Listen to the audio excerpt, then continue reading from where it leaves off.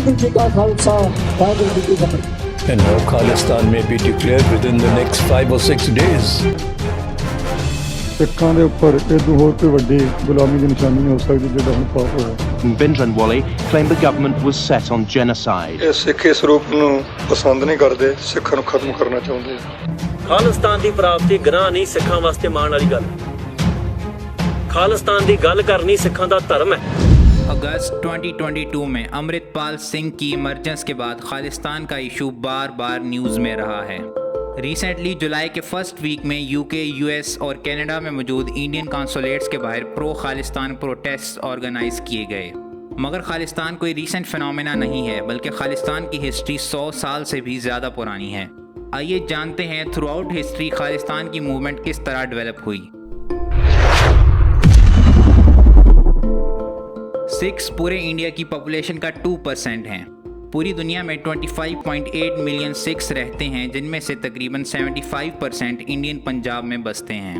Indian Punjab की कुल population का तकरीबन 60% सिख्स हैं। 1699 AD में सिख्स के 10वें गुरु गोबिंद सिंह ने मुगलों से लड़ने के लिए खालसा वॉरियर्स का कॉन्सेप्ट दिया। खालसा का लफ्ज़ अरेबिक वर्ड खालिस से निकला है, जिसके मीनिंग प्योर के हैं। सिख्स का बिलीफ है कि जो सिख्स खालसा का पार्ट बनते हैं वो बिल्कुल प्योर हो जाते हैं। खालसा वॉरियर्स को वेरियस सिख प्रिंसिपल्स को फॉलो करना होता है, जिनमें से एक खालसा राज को हासिल करना भी शामिल है। यहीं से खालिस्तान का कॉन्सेप्ट आता है। लफ्ज़ खालिस्तान का मतलब है the land of Khalsa. So Khalistan movement से मुराद इंडियन सब कॉन्टिनेंट में सिख्स के लिए एक अलहदा रियासत के हसूल के लिए जिद्दोजहद है। 1699 में खालसा की फॉर्मेशन हुई और 1799 तक खालसा वॉरियर्स इतने ताकतवर हो गए कि उन्होंने अपने लिए महाराजा रंजीत सिंह की लीडरशिप में एक सिख एम्पायर हासिल कर लिया। सिख एम्पायर 1849 तक सरवाइव करता रहा, जब सेकंड एंग्लो सिख वार में ब्रिटिशर्स ने सिख्स को शिकस्त दी और पंजाब और नॉर्थ वेस्ट फ्रंटियर को इंडिया में शामिल कर लिया। 1849 में सिख एम्पायर के डाउनफॉल के बाद हिंदूज और मुस्लिम्स की तरह सिख भी ब्रिटिशर्स के खिलाफ आज़ादी की जंग लड़ते रहे। 1940 में जब मुस्लिम लीग ने लाहौर रेजोल्यूशन प्रेजेंट की और पंजाब को एक इंडिपेंडेंट मुस्लिम स्टेट यानी पाकिस्तान का पार्ट बनाने की डिमांड की, तो सिख्स को ये बिल्कुल पसंद ना आया। सिख पॉलिटिकल पार्टी शिरोमान अकाली दल के लीडर डॉक्टर वीर सिंह भट्टी ने मार्च 1940 में मुस्लिम लीग की लाहौर रेजोल्यूशन की अपोजिशन में खालिस्तान का आइडिया दिया। इनफैक्ट खालिस्तान की टर्म भी वीर सिंह ने ही क्वाइन की थी। डॉक्टर वीर सिंह ने खालिस्तान के नाम से एक पैम्फलेट पब्लिश किया, जिसमें यह कहा गया था कि पाकिस्तान एक इस्लामिक थियोक्रेटिक स्टेट होगा, इसलिए इसमें सिख्स के राइट्स को प्रोटेक्ट नहीं किया जाएगा। सो इस मसले का हल यही है कि सिख्स को हिंदूज़ और मुस्लिम्स की तरह एक इंडिपेंडेंट स्टेट दी जाए, जिसका नाम खालिस्तान होगा, और इसमें पूरा पंजाब यानी आज का पाकिस्तानी और इंडियन पंजाब दोनों, लाहौर और शिमला हिल स्टेट्स शामिल होंगी। मगर इस अनाउंसमेंट के फ़ौरन बाद ही महात्मा गांधी ने सिख्स को अश्योरेंस दी कि कांग्रेस ने सिख्स की डिमांड्स को सेटिस्फाई करने के लिए एक रेजोल्यूशन पास की है। जवाहरलाल नेहरू ने भी 1946 में कलकत्ता में होने वाली ऑल इंडिया कांग्रेस कमेटी की मीटिंग में सिख्स को यकीन दहानी कराई कि सिख्स को इंडिया में एक सेमी ऑटोनमस नीम खुद मुख्तार स्टेट दी जाएगी। मगर 10 जुलाई 1946 को बॉम्बे में होने वाली कॉन्फ्रेंस में नेहरू अपनी बात से फिर गए। नेहरू ने कहा कि कांग्रेस यूनाइटेड इंडिया को स्ट्रेंथन करने के लिए अपनी मर्जी से फेडरल एग्रीमेंट्स को मॉडिफाई कर सकती है। 1947 की पार्टीशन से पहले सिख्स लुधियाना के अलावा ब्रिटिश पंजाब के किसी भी डिस्ट्रिक्ट में मेजॉरिटी में नहीं थे। ज़्यादातर डिस्ट्रिक्ट्स में हिंदूज़ या मुस्लिम्स ही मेजॉरिटी में थे। क्योंकि ब्रिटिश इंडिया की पार्टीशन मज़हब के नाम पर हुई थी, इसलिए ज़्यादातर सिख्स और हिंदूज़ पाकिस्तानी पंजाब से माइग्रेट करके इंडियन पंजाब आ गए। उस वक्त हरियाणा और हिमाचल प्रदेश भी इंडियन पंजाब का हिस्सा थे। कुछ पाकिस्तानी डिस्ट्रिक्ट्स में जहां सिख्स की पॉपुलेशन पार्टीशन से पहले टोटल पॉपुलेशन का 19.8% थी, वो माइग्रेशन की वजह से गिरकर सिर्फ 0.1% रह गई। पार्टीशन के फ़ौरन बाद ही अकाली दल ने पंजाबी सूबा मूवमेंट का आगाज़ कर दिया, जिसका मकसद पंजाबी लोगों के लिए एक अलग सूबे का क़याम था। पंजाबी सूबा मूवमेंट को Sikh politician master Tara Singh lead कर रहे थे। पार्टीशन के बाद सिख्स इंडियन पंजाब की पॉपुलेशन का 60% हो गए थे। सो उनकी एक अलहदा स्टेट की डिमांड जस्टिफाइड थी। जब पंजाबी सूबा का केस 1953 में बनने वाले स्टेट्स रीऑर्गेनाइजेशन कमीशन को प्रेजेंट किया गया, तो कमीशन ने सिख्स की इस डिमांड को रिजेक्ट कर दिया। रीज़न ये दी गई कि पंजाबी और हिंदी ग्रामेटिकली ज़्यादा डिफरेंट नहीं है, सो पंजाबी लैंग्वेज की बेस पे एक अलहदा सूबा नहीं बन सकता। अकाली दल ने अलहदा सूबे के लिए स्ट्रगल जारी रखी। और फाइनली सितंबर 1966 में सिख्स की अलहदा सूबे की डिमांड को मान लिया गया। पार्लियामेंट ने पंजाब रीऑर्गेनाइजेशन एक्ट पास किया और उस वक्त के इंडियन पंजाब को स्टेट ऑफ पंजाब और हरियाणा में डिवाइड कर दिया और कुछ एरियाज हिमाचल प्रदेश को दे दिए। मगर उस वक्त की Indira Gandhi led union government ने चंडीगढ़ को नई स्टेट ऑफ पंजाब का कैपिटल बनाने से इनकार कर दिया। चंडीगढ़ को यूनियन टेरिटरी डिक्लेयर करके स्टेट ऑफ पंजाब और हरियाणा दोनों का कॉमन कैपिटल बना दिया गया। इसी तरह पंजाबी सूबा मूवमेंट की पंजाब को एक ऑटोनमस स्टेट बनाने की डिमांड को रद्द कर दिया गया। इन डिमांड्स को पूरा ना करने की वजह से पंजाबी सूबा मूवमेंट के लीडर्स इंडियन गवर्नमेंट से नाखुश थे। सिख्स चंडीगढ़ को पंजाब और हरियाणा का कॉमन कैपिटल बनाने की वजह से कांग्रेस गवर्नमेंट के सख्त खिलाफ हो गए। पानी के मसले ने सिख्स के बढ़ते गुस्से में मजीद इजाफा कर दिया। रावी, ब्यास और सुतले से एक कैनल सिस्टम निकाला गया जो पंजाब से गुजरकर हरियाणा और राजस्थान को सैराब करता था। इस कैनल सिस्टम से पंजाब को सिर्फ 23% पानी मिलता, जबकि बाकी सारा पानी हरियाणा और राजस्थान के हिस्से में चला जाता। पंजाबी पब्लिक में शोहरत हासिल करने के लिए अकाली दल ने 1973 में अनंतपुर रेजोल्यूशन ड्राफ्ट की।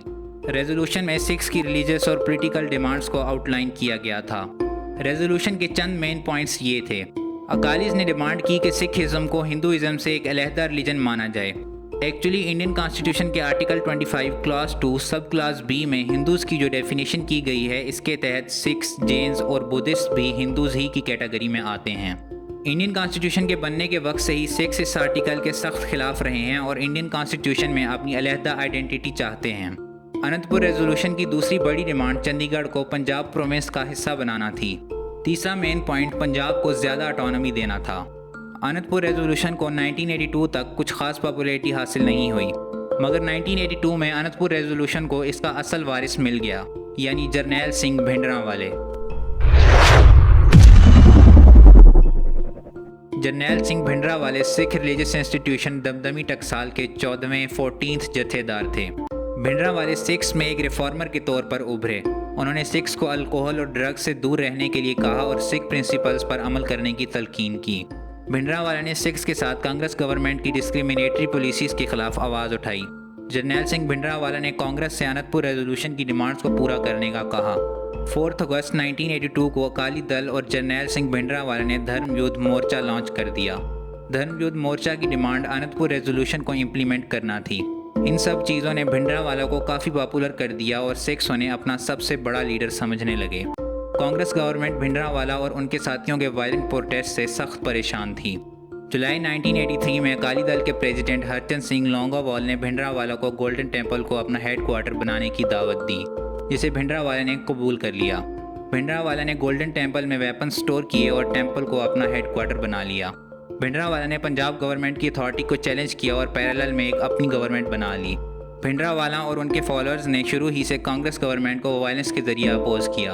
अक्टूबर 1983 में 6 हिंदू बस पैसेंजर्स को भिंडरांवाला के साथियों ने सरेआम कत्ल कर दिया। इस इंसिडेंट के बाद कांग्रेस गवर्नमेंट ने 10 अक्टूबर 1983 को प्रेसिडेंट रूल लगा दिया। ये वायलेंट एक्टिविटीज़ 1984 में अपनी पीक को पहुंच गई, जब सिर्फ 6 महीनों के अंदर 775 वायलेंट इंसिडेंट्स रिकॉर्ड हुए, जिसमें 298 लोग मारे गए और 525 लोग जख्मी हुए। ये सब सर्कमस्टांसेस कांग्रेस गवर्नमेंट को भिंडरांवाला के खिलाफ एक्शन लेने के लिए फोर्स कर रहे थे और कांग्रेस ने ये एक्शन लिया। धर्म युद्ध मोर्चा के आगाज़ से लेकर ऑपरेशन ब्लू स्टार के स्टार्ट होने तक भिंडरांवाला और उसके साथी 200 से ज़्यादा लोगों को डायरेक्टली कत्ल कर चुके थे, जबकि खालिस्तानी प्रोटेस्ट की वजह से होने वाली डेथ्स अलग थीं। प्रोटेस्ट की वजह से 410 लोग मारे गए, जबकि 1180 लोग इंजर हो गए। गवर्नमेंट और भिंडरांवाला के दरमियान नेगोशिएशन नाकाम हो गई, सो इंदिरा गांधी ने इंडियन आर्मी को ऑपरेशन ब्लू स्टार शुरू करने का ऑर्डर दिया। इंडियन आर्मी के अलावा ऑपरेशन में CRPF, BSF और पंजाब पुलिस भी शामिल थी। आर्मी की command lieutenant general Kuldeep Singh Brar के हाथ में थी।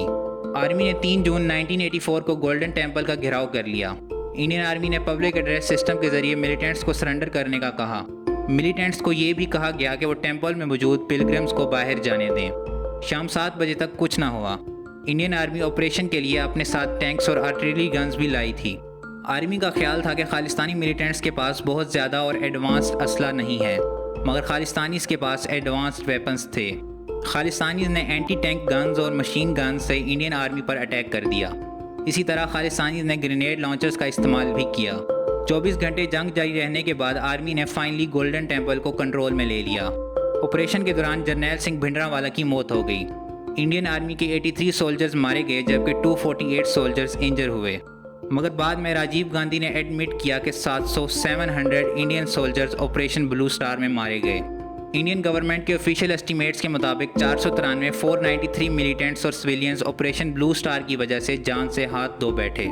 इंडियन गवर्नमेंट के ब्रूट फोर्स के यूज़ की वजह से कई बेगुनाह लोग मारे गए। इस वजह से आज भी इस ऑपरेशन को क्रिटिसाइज़ किया जाता है।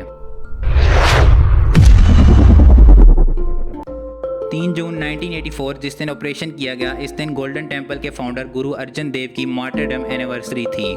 इस रीज़न की वजह से और भी ज़्यादा इनोसेंट लोग मारे गए। इस दिन को ऑपरेशन के लिए सिलेक्ट करना इंडियन आर्मी का बहुत बड़ा ब्लंडर था। गोल्डन टेम्पल सिख्स की सबसे ज़्यादा मुक़द्दस जगह है।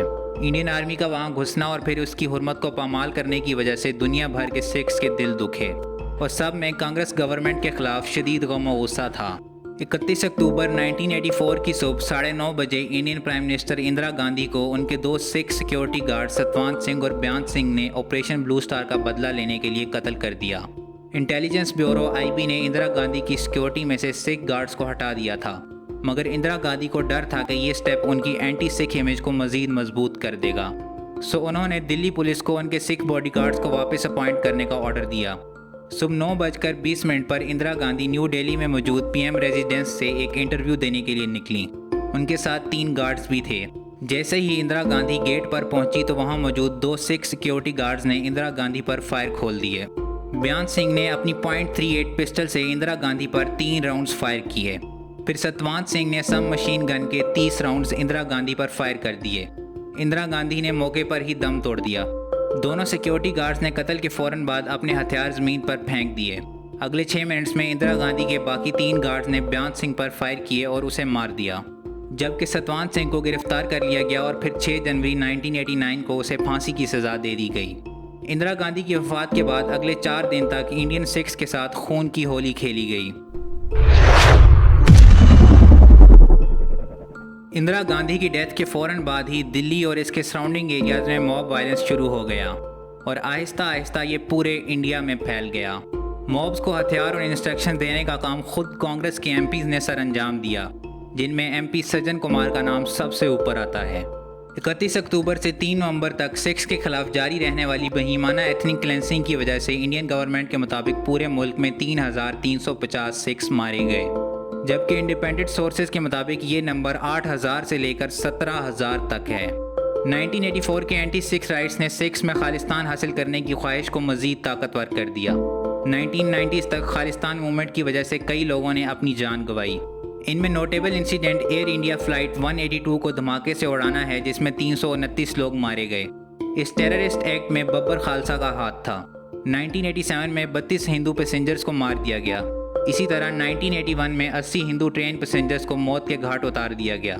फाइनली वायलेंस की ये वेव 1995 में पंजाब के चीफ मिनिस्टर बयान सिंह की डेथ से एंड हो गई।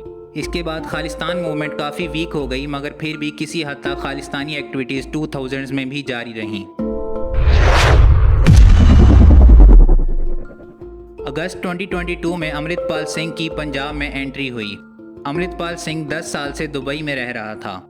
इंडिया में आने से पहले अमृतपाल एक मॉडर्न सिख था जो दाढ़ी और बाल काटता था। फार्मर प्रोटेस्ट के दौरान वो सिख एक्टर दीप सिद्धू की ऑर्गेनाइजेशन का पार्ट बन गया। 15 फरवरी 2020 को दीप सिद्धू की एक कार एक्सीडेंट में डेथ हो गई। मार्च 2022 में सडनली वारिस पंजाब दे ऑर्गेनाइजेशन ने अमृतपाल सिंह को अपना लीडर डिक्लेयर कर दिया। अगस्त 2022 में इंडिया आने के बाद अमृतपाल सिंह खालसा में शामिल हो गया। अमृतपाल ने अपने आप को जर्नैल सिंह भिंडरावाला का फॉलोअर कहा। भिंडरावाला की तरह वो भी पंजाबीज़ में अल्कोहल और ड्रग्स के खिलाफ आवाज़ उठाने लगा। इसी तरह वो सिख्स के राइट्स के बारे में भी बात करने लगा।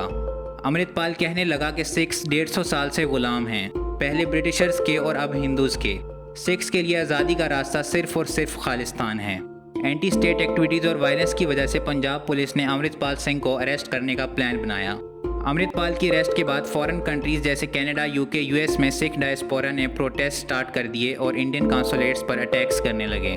All in all Khalistan movement की पॉपुलैरिटी आहिस्ता आहिस्ता बढ़ रही है। पंजाबी सॉन्ग्स, मूवीज़ और सिख डायस्पोरा इसे पॉपुलर बनाने में एक अहम रोल प्ले कर रहे हैं। फ्यूचर इवेंट्स ही डिसाइड करेंगे कि खालिस्तान मूवमेंट का क्या रिजल्ट निकलता है।